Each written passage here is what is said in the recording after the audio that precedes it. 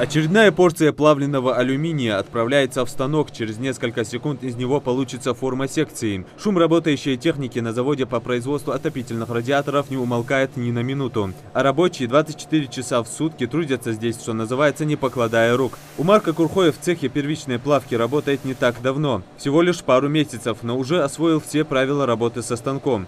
Из таких вот частей секции собирают радиатор. С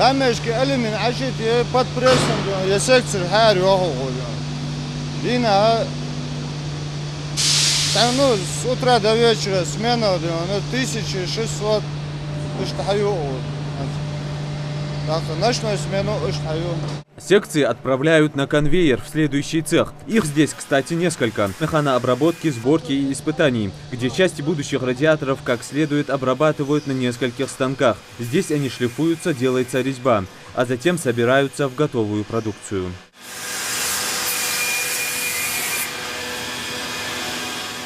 Процесс обработки на этом не завершается. Последний штрих для готовой продукции – цех по покраске. Затем сушка и упаковка. Весь этот процесс контролирует Саид Альвигантимиров.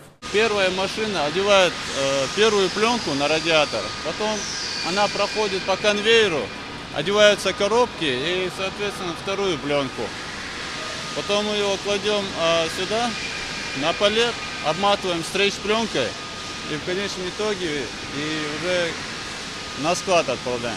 Аналогов заводу по производству отопительных радиаторов нет на территории СКФО. Здесь трудится около 100 рабочих. Предприятие построено при поддержке Фонда развития промышленности. В среднем здесь производят более 3 миллионов секций в год. На данный момент продукция поставляется в несколько регионов России. В ближайшей перспективе поставки в Белоруссию. Сейчас ведутся переговоры. Когда идет реализация, и реализация выходит за рамки России, скажем так, это ближнее зарубежье, но все равно за рамки, за границы России, это определенный уровень произведенной в Ингушетии продукции и, соответственно, другой какой-то взгляд на то, что здесь в Ингушетии можно сделать и чего мы можем достичь.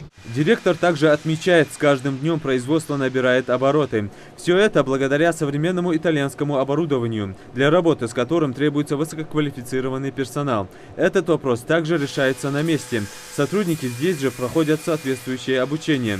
Сам объект, впрочем, как и другие промышленные предприятия в городе, находятся на особом контроле местной администрации, сотрудники которой часто наведываются на завод с инспекционной проверкой. Очень приятно наблюдать то, что у нас не только в республике, у нас конкретно в городе производится, есть такое производство, к чему мы очень рады.